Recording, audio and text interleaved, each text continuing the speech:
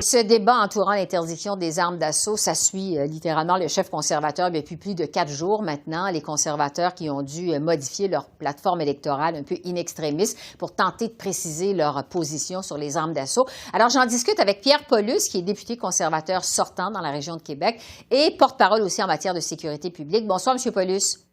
Bonsoir, Mme Bégin. Bon, on vient de le voir, les maires des 5 plus grandes municipalités au Québec font front commun pour demander des engagements clairs des partis politiques en matière d'armes à feu. Puisqu'on vous demande de la clarté, je vous demanderai d'abord, est-ce que les conservateurs vont, oui ou non, conserver cette interdiction des armes d'assaut qui a été introduite par les libéraux l'an dernier? Oui ou non, vous allez conserver cette interdiction-là? Oui. Ce qui a été modifié, la plateforme électorale, c'est que la liste qui a été mise en place le 1er mai 2020 va demeurer. Et tant et aussi longtemps que la vérification externe n'aura pas été faite. Donc, on va mettre une vérification comme un comité, dans le fond, d'experts qui vont se réunir, qui vont faire le point sur la situation des armes. Parce qu'il faut comprendre qu'actuellement, le débat est impossible à faire. Il y a beaucoup trop d'informations divergentes. Les gens ne se comprennent pas en partant sur le propos, la définition d'une arme d'assaut, par exemple. C'est même pas clair pour tout le monde. Donc, il y a beaucoup de choses à clarifier et c'est pour ça que M. O'Toole a décidé finalement de dire, regardez là, on va maintenir le statu quo pour l'instant. On va faire un comité externe qui va faire des recommandations. On pourra revenir avec des choses qui sont claires et précises pour les Canadiens. Oui, mais bon, justement, ça veut dire quoi, là? Parce que M. O'Toole, effectivement, a été plutôt clair. Aujourd'hui, il dit qu'on maintient les interdictions en place, mais du moins pour le moment. Bon, il dit qu'il va avoir une revue transparente sur le système de classification de ces armes à feu. Qu'est-ce que ça veut dire au juste? Je vais vous donner un exemple. Écoutez, un exemple simple. Là, quand le gouvernement libéral a décidé de faire la liste de l'ordre en conseil, qui ont mis 1500 modèles d'armes de variantes, il y a beaucoup de zones grises ou d'incompréhension. Par exemple, un calibre 22, une espèce d'arme qu'on chasse les écureuils. Bon, ben, c'était mis là-dedans parce qu'il y a un modèle qui est en plastique noir. Ben, pas d'affaire, là. Un calibre 12 pour aller à la chasse au canard. Il y a des modèles qui existent, qui sont noirs en plastique. Donc, ils ont mis ça dans une liste d'armes d'assaut. C'est une arme pour aller au canard. Donc, il y a des incohérences comme ça. Et c'est pour ça que là, on a dit, regardez, là, c'est trop complexe. On va laisser les experts faire l'analyse de tout ça. Mais dans les 1500 modèles d'armes d'assaut, justement, dont vous parlez, qui sont interdits actuellement, on retrouve aussi, comme par exemple, la carabine semi-automatique qui a été utilisée lors du massacre de Polytechnique en 1989. Est-ce que ça veut dire qu'à la fin de votre revue, les conservateurs, cette arme pourrait redevenir légale au Canada? Pas nécessairement. C'est pour ça que l'arme, ça va dépendre de l'évaluation qui en est faite.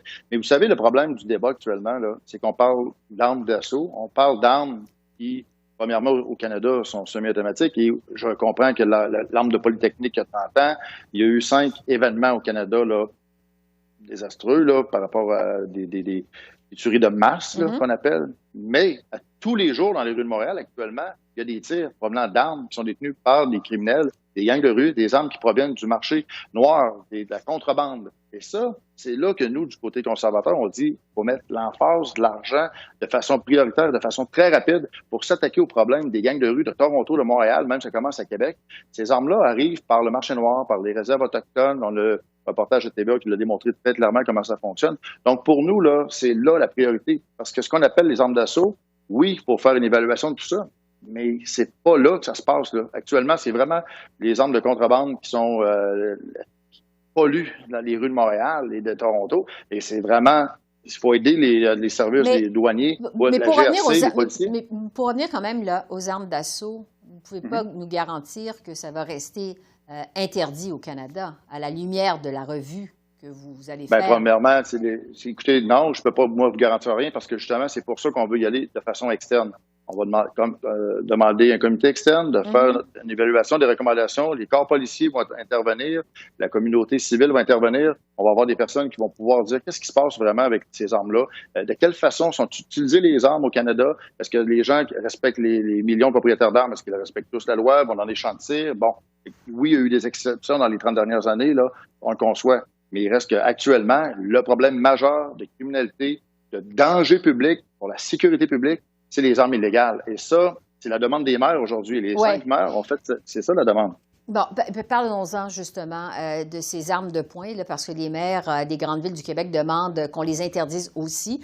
Les libéraux ont répondu à cette demande, promettent d'aider les provinces qui veulent le faire, ont promis de l'argent. Quelle est votre position, les conservateurs, sur les armes de poing?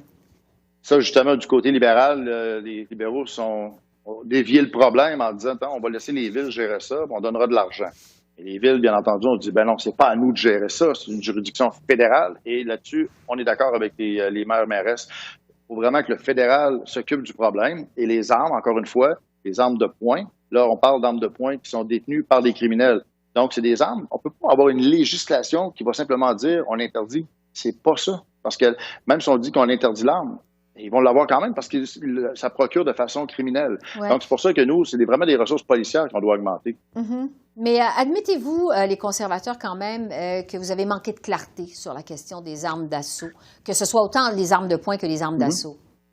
Ben, oui et non. C'est que la définition d'arme d'assaut n'est pas la même pour tout le monde. Même le Bloc québécois le mentionne actuellement. Si vous posez la question aux gens du Bloc, ils vont vous dire la même chose. La porte-parole en sécurité publique, elle dit en entrevue avec moi cette semaine à une autre station, elle dit on devrait commencer par définir dans le code criminel qu'est-ce qu'une arme d'assaut. Parce que souvent, on voit des images à la télévision d'armes automatiques, on voit des rafales comme ça. Ça n'existe pas au Canada. Mm-hmm. C'est illégal, ces armes-là. Donc, il y a une confusion. Les gens pensent qu'on a des mitraillettes, des AK-47 en possession légale au Canada, alors que c'est totalement faux. Depuis 1977, ça n'existait pas. Parce que, bon, vous parlez de confusion, vous jouez un peu sur les mots, la question des armes à feu. Je ne joue pas sur les mots. Je ne suis pas sur les mots, Mme Bégin. Une arme d'assaut, c'est quoi une arme d'assaut? Moi, j'ai été militaire à 22 ans. J'ai travaillé avec des armes d'assaut militaires, des armes automatiques, avec des chargeurs de 30 balles. Ça n'existe pas de façon légale au Canada, ces armes-là. C'est chargeurs de 5 balles avec coup par coup, point. Si les gens modifient l'arme ou font d'autres choses, là, sont illégales. Quoi qu'il en soit, bon, la question des armes à feu, ça suit votre chef depuis plus de 4 jours là, sur la route de la campagne, je le disais d'entrée de jeu. Est-ce que vous avez peur que votre position sur les armes d'assaut, les armes de poing également, finalement, ça vous nuise dans la campagne électorale, autant à Montréal qu'à Toronto, par exemple? Ben, il y a eu de la confusion, mais la confusion n'a pas commencé lors de la campagne électorale. La confusion date de longtemps. J'étais en sécurité publique depuis plusieurs années et la confusion est toujours là parce que même au comité de sécurité publique, lorsqu'on a fait les débats sur 611, on s'entend pas sur des définitions. Il y a toujours un flou et c'est pour ça qu'on a dit on va mettre un comité externe qui va pouvoir là, vraiment là, de façon indépendante faire la lumière et expliquer les choses parce qu'actuellement, là, tout le monde dit un peu n'importe quoi sur les armes à feu au Canada et c'est ça qui est très décevant et c'est pour ça qu'on a dit on va dépolitiser la situation, on va laisser un statu quo, là, puis après ça, le comité externe pourra arriver avec un rapport et expliquer qu'est-ce qu'il y en est. Pierre Pelus, député conservateur sortant dans Charlesbourg, Haute-Saint-Charles et porte-parole en matière de sécurité publique pour les conservateurs. Merci beaucoup. Merci, Mme Bégin. Au revoir.